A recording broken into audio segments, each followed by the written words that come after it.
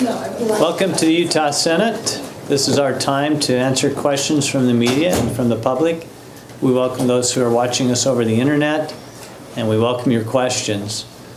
We'll go to questions from the media, and if everybody could speak up a little bit so that the mics pick up your voice. Okay. Can you address, President, whether you think that new inland port Northwest Quadrant bill is fair to Salt Lake City? Apparently there's some issues about representation on the new board and them getting tax increments and power to make land use decisions. Do you think that's fair, that the state should establish a board to take that away from the city? That's our process, to determine the balance and the fairness of the bill. And I'm sure we'll hear from a number of different people. And speak of the devil, we have Senator Stevenson is coming in. Senator Stevenson, your inland port bill just came public. Question on that. On the fairness. What's your of the day? Whether you're fair to the city in terms of the representation on the board, the tax increment and power that this board has over the city. I don't think there's any tax increment. I think the city holds the tax increment. The board is broken up with those that we thought that could bring the best level of expertise to this. This is a big deal for the state of Utah. It's very important for the future economic development of the state, and we think that it's very fair and that it's really in the hands of the city. The board really has the job of going out and making the inland port ideal work across the country and across the world, really. And the city still has zoning. They still have all their tax increment, their taxing authority. The makeup of the board is really independent and should work well with the city. I think it complements the city in what we do. When you've done these before, when you did MIDA, it was at a request. Let me move over here. It might be a little easier for you to. I'm going to sit right with you. I was doing this owl trick and it wasn't working well, so. He's pretty good at it, though. But I think when you've done these before, so I'm thinking of the MIDA example, it was done sort of at the behest or the request of the city, if I'm not mistaken. This one seems to be done despite some reservations that the city's been expressing. Well, there have been a lot of meetings with the city through this process. We have come to the conclusion that this is much larger than any of us, and it's going to take a lot of cooperation to get this done. You start thinking about, I mean, you've got, if we can get an inland port started, look at the implications we have with UDOT. And look at what happens with economic development of the state. Look at the Derek Miller's department with our international World trade. This is a big effort, and Salt Lake City is the key to that, and they have been left the key as this bill goes forward. We've done this in conjunction. We've worked with the landowners as we've gone through this process, and I think we've got it. It'll be a good process now. Let me say this also is that, you know, I have a MIDA bill that will be out this week also that I'm running, and I've been in the legislature 9 years. I think the MIDA board was put together a couple of years before I got here, and I have ran legislation on MIDA every year since. And if you look at a lot of the legislation we run, it is tied to the organizations that the city or the state they're called political subdivisions in the state of Utah, and how we interact with those. Our cities and our counties and the authorities that we work with. There's also another bill coming out that will deal with a land use authority over the prison property. And that bill, in fact, I think that passed, I don't know, it passed the House or passed committee yesterday. And that's coming over. And so this isn't anything new. And I think as we work with Salt Lake City, I look forward to the partnership. Different topic, asking a question for one of my editors working on something else. We did some number crunching on the Energy Solutions fee bill that cuts their fee. and found that senators who voted for that received a whole lot more money in contributions from Energy Solutions than those who voted against it. So the question is, what kind of influence do such donations have on you all in such bills, if any? Well, I'd like to see the information before I comment on it. Again, the information is those who voted for it received many times more in donations from the company than those who voted against it. What does many times mean? Oh, like 5 times more. 5 times more? Those who voted for it? I'd like to see your analysis. Any comments in general about what sort of influence donations have on you as you consider legislation? Well, I mean, I'm sure they have some influence. I mean, that's part of our process on a federal, state, and local level. People donate, and most of the time it's donation because they support us in how we in our record and our voting and our philosophy. And it takes money to get elected. Yeah, so I got a donation from Equality Utah, and I don't know what that means, okay? But we get donations from everyone. I don't know that means that I'm an advocate for Equality Utah, or they just appreciate what I'm doing. I don't think they donated that money for my vote, okay? I don't think that they donated it for, I don't know why they donated it, but those things, I don't see it quite that way, but that's just my personal opinion, okay? Senator Davis? The contact that I've had on that bill and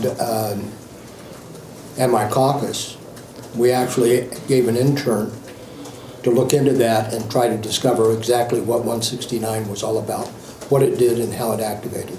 She gave that report to the caucus. We took no caucus position.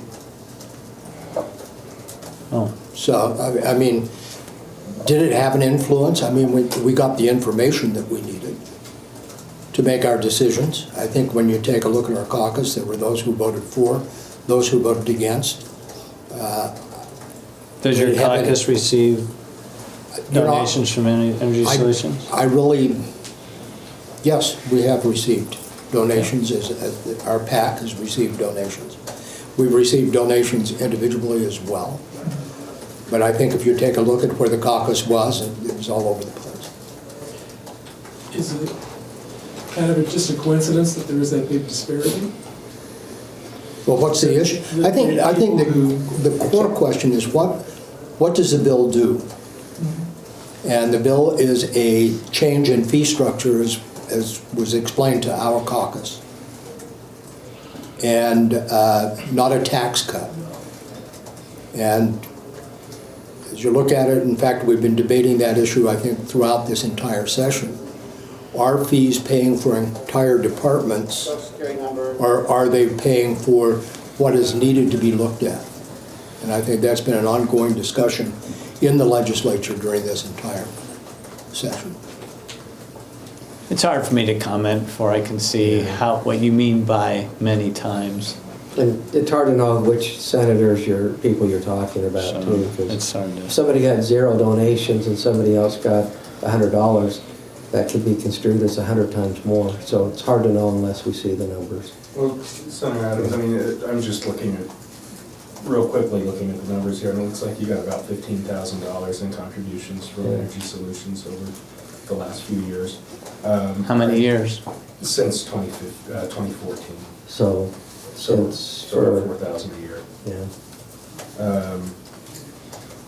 Do you think that's not, is that amount, do those contributions mean anything? Do they get access? It's hard to know whether they're donating Sure. because of the policy that I represent or because of, I doubt they're doing it because of a vote. So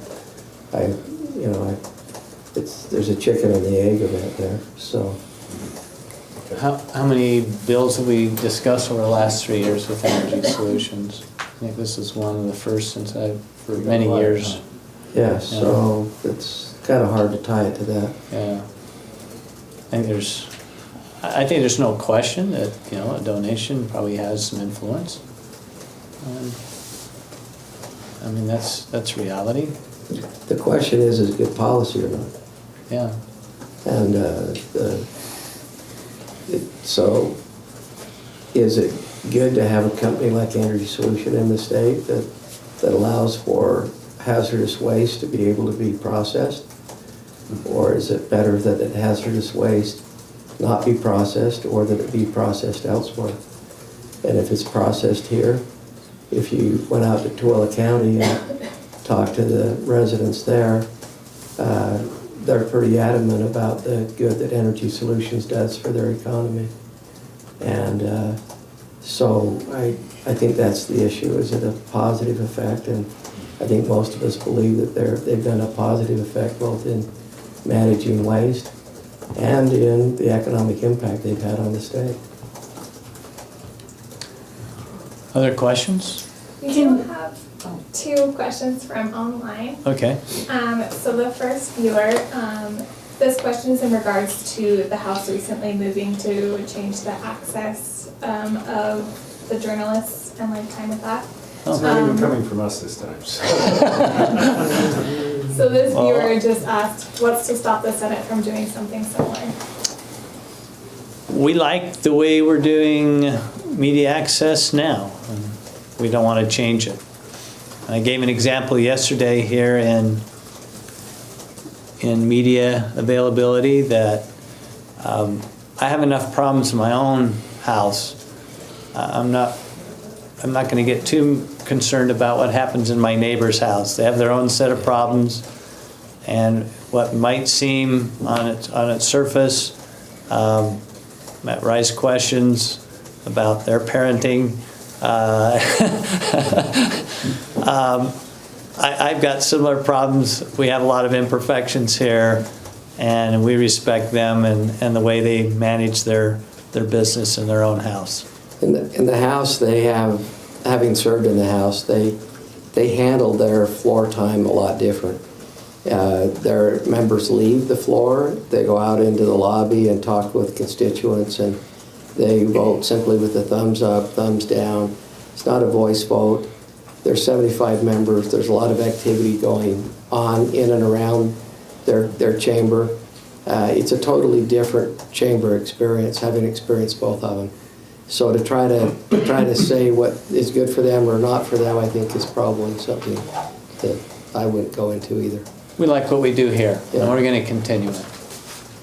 Good question. Thank you. Perfect. And then the second question, this person just wanted to know, what legislation will the legislature pass to keep kids safe? Keep what? Kids safe. Well, we have a bill coming from the House, and I don't know all the details of that yet. I met with the School Boards Association yesterday to talk about ways that we can support them in security at schools, because the local school boards are the ones in charge of hiring people. They're the ones in charge of their physical facilities, all of which are components of a safe environment for our children at school. And they're getting back to me here in the next day or so. I think I meet with them again tomorrow to discuss ways we can support our local school boards in making our schools safer. And I could probably address that after tomorrow. Thank you, by the way. Can we ask about Mitt Romney addressing the GOP caucus? My understanding is you're not allowing media in to hear that We're not. presentation. And what's the But that's reason pretty there? typical, Yeah. because we have a closed caucus. Well, you've in the past years, you have opened the caucus when someone comes in to, like a sponsor, somebody comes in to, a lunch sponsor comes in to speak, and then you close the caucus for your own business. Yeah, but this is we did away with lunch sponsors. We're just paying for our own lunches now. Okay. So what do you expect to hear from? Yeah. Yeah, what do you expect to hear from Mitt Romney today? Well, I expect that he'll talk to us about his run for the U.S. Senate, but other than that, I don't know. And how unusual is it to have a candidate come in and address you? Will you hear from other GOP candidates? Who did we have last year? Seems like we had actually a non-Republican come talk to us. Yeah, we had kind of a blow up in our caucus because we had a Republican come in. Was it last year or 2 years ago? I can't remember what it was. Anyway. I remember. So we're very careful, but we do have candidates come in and talk about their candidacy, and we even let an independent come in. Yeah, we It did. was McMullen. That was, Yeah. and we let, that obviously, blow up? all, Yeah, well, it wasn't a blow up. It's just a lot of caucus members had some question about that when there's a Republican candidate, and I mean, just to be perfectly transparent, it was a little bit of a problem. So we're probably strictly looking at Republicans coming in and talking. and then there was a candidate from Arizona, I can't remember what party it was, that, Libertarian Party. Libertarian Party came and spoke Yeah. about this. Oh, okay. So, The New Mexican yeah, so governor, it's, yeah. we ought to let the Republicans come at least. Did Romney's people ask that the meeting be closed, or did you guys just?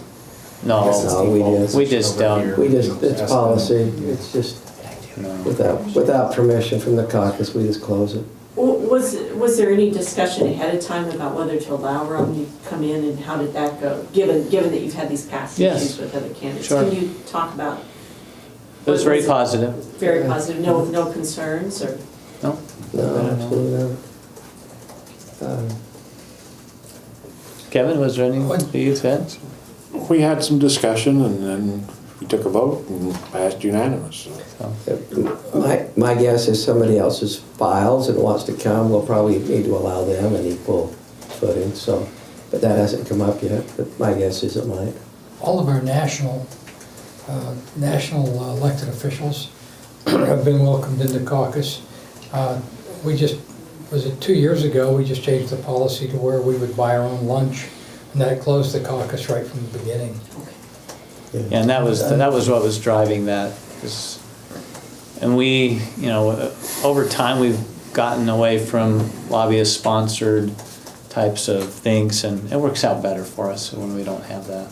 Gives us more time. Ours is always open, by the way. It was We nice don't to be have a up- rule. It was nice to be up there the other day. Well, we'll have Romney come up and talk to you, and it'll be an open Well, if he caucus. wants to come in, you can. All right. We'd recognize him. I'll let him come, I'll tell him to show up. I'm not gonna let him give a campaign speech, but I might let him introduce him anyway. It'd be interesting to have discussion. One last question. Representative Gibson introduced a bill for bonding for highway projects. It's like another 50 million or so. But a good chunk of that was for what's called parking near transit in recreation areas. It sounds like Little Cottonwood Canyon. Yeah, I'd Have they support talked to you? So that was senator or representative? Representative Gibson. Oh, Gibson, okay. And he has some specific projects in there. Have they talked to you about bonding? Do you support the general idea? They've talked to us about some specific projects and possibly a bonding bill. What projects?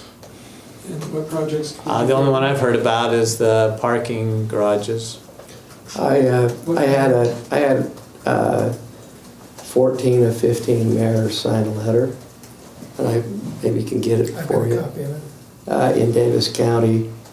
The department's been very, very methodical at the permitting of the West Davis, the next phase from Farmington to wherever. And because they've been so methodical, it's taken over 10 years to permit the highway. Some of the worst congestion happens in Clearfield, not my area, Center Stevenson on I-15, still 3 lanes. And those of you in Salt Lake County can't imagine 3 lanes of I-15, but it does exist. And so they've asked that we try to accelerate that project. I don't know how to do that. It may be to be able to, Is that part of the bill?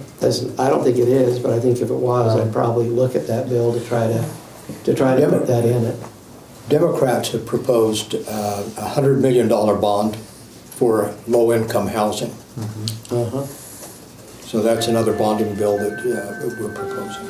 Senator Stevenson, how do you feel about bonding? I was just going to say that part of the bonding bill and part of what we're looking at in Davis County was the bill package, or the bond package we put forward last year.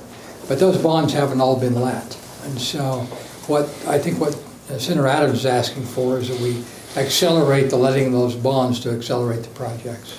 Not increasing. The state's been trying to get that bond load down for the last several years, and it's actually done a pretty good job of it. They've done a Now great that we've got a Thank you. $600 million surplus, is it time to be borrowing? Well, I know that IGG, that's our infrastructure, also did intent language that would help prioritize funding through UDOT for parking garages. And so I guess if we do a bonding bill, it would accelerate it, but I also feel like that's already through the intent language is already in the mix to help solve that problem, because parking garages are essential to getting people to park in the valley and then take a bus or carpool up Little Cottonwood or Big Cottonwood Canyon. The bonding bill that permitted I was on the commission at the time, that permitted the I-15 project in Utah County was actually passed through the legislature during one of the peaks of the economy. Mm-hmm. And by the time the bond got issued, it was issued in probably the worst economy we've ever had. But the actual vote to permit it happened at the peak, kind of where we're at right now. So who can tell what next year's going to bring? And it's hard to actually And this is predict that. But Interest rates are going up. The bonding, this is Yeah. giving authority, so this could be exercised over a period of time, I think. I have to read the bill, so. One other point to that is we imposed last year with the bonds a ceiling on how high we can go. We can't go over 50% of our bond capacity. So, you know, I would assume these would all, I haven't seen this bill, but I'm assuming they would fit inside of that constriction that we put on ourselves. I guess I'm a little confused because you passed $1 billion bond for roads last year, and you say that capacity hasn't all been used. yes. Why are you talking about another bond already? Because it was specific, those bonds are project specific. Yeah, they're So- prosperous. So what they were is they were staggered out over a long period of time.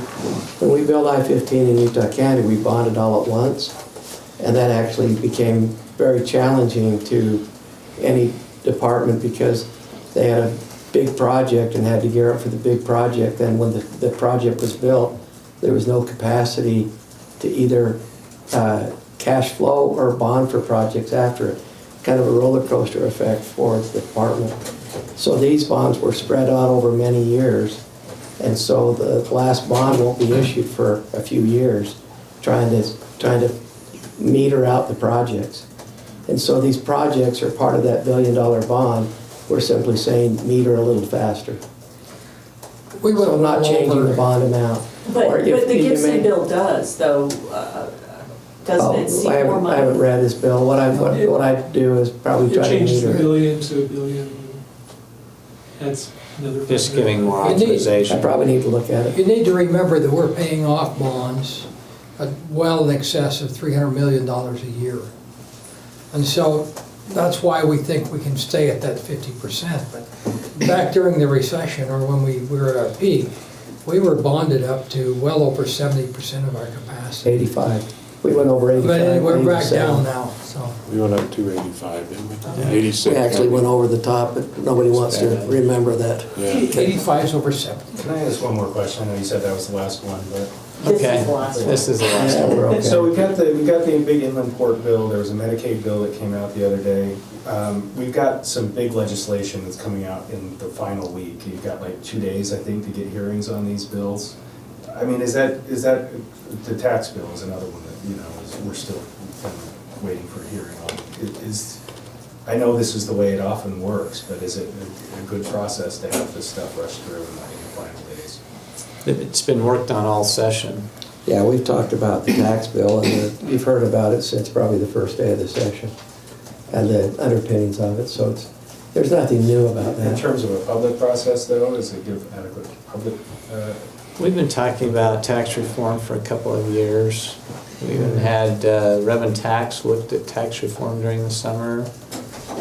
I'm assuming there was some public comment during that process. in some form or another, they've all run through Revenue tax. So I can't tell you how many times single sales factor's been there. We're not doing the 3-year economic life, but I think, I just mean the number of bills, you've got 4 big Yeah. issues that are coming up, and I would hope that in our process, as these bills come over from the House, that we would schedule them for some sort of a public hearing. That's been our process the past couple of years. And we will. Just to make sure to we can have do that happen. But our last committee meetings are on Monday, next week. Thanks, everyone. Okay. We'll see everyone tomorrow. appreciate you.